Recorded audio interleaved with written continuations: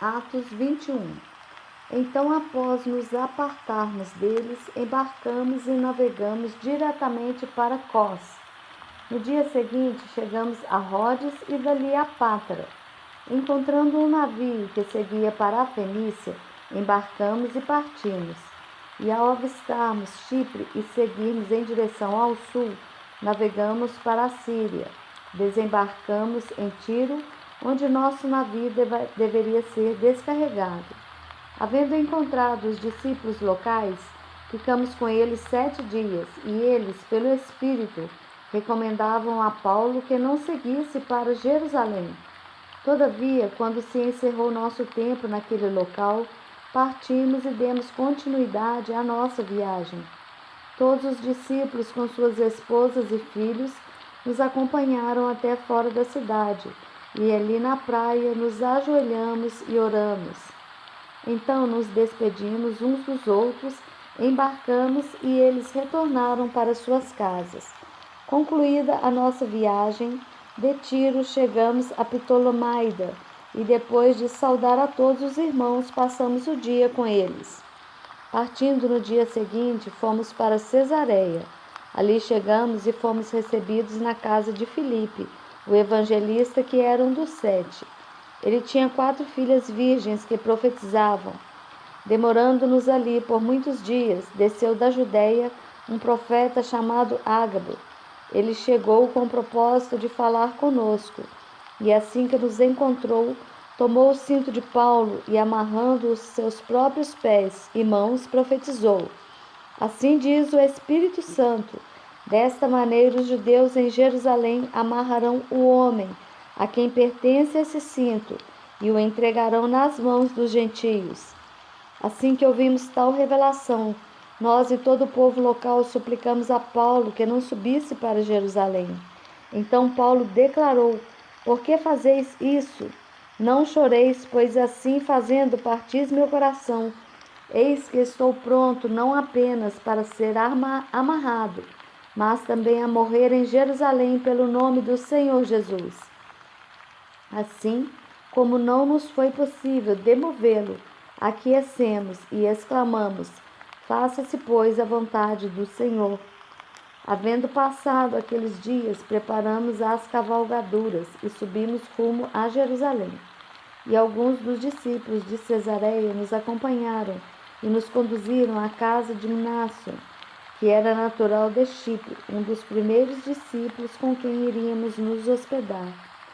Havendo nós chegado a Jerusalém, vieram os irmãos e nos receberam com grande alegria. No dia seguinte, Paulo seguiu em nossa companhia, para encontrar-se com Tiago, e todos os presbíteros estavam reunidos. Então Paulo os saudou e passou a relatar-lhes em detalhes o que Deus havia realizado entre os gentios, por intermédio do seu ministério.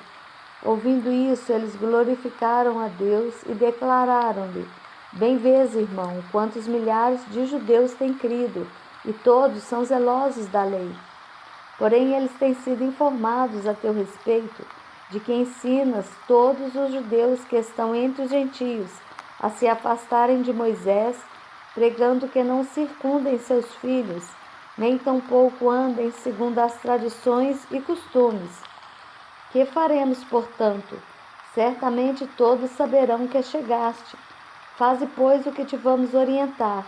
Estão conosco 4 homens que fizeram um voto. Participa com esses homens dos rituais de purificação e paga as despesas deles para que rapem a cabeça.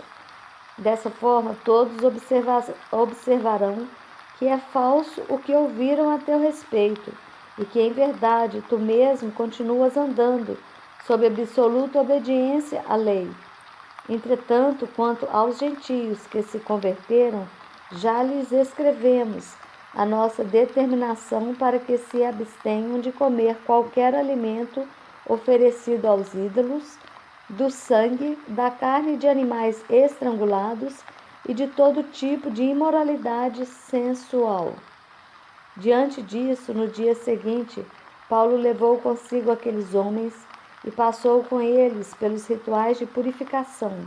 Em seguida foi ao templo para declarar o prazo do cumprimento dos dias da purificação e da oferta que seria consagrada individualmente em favor deles.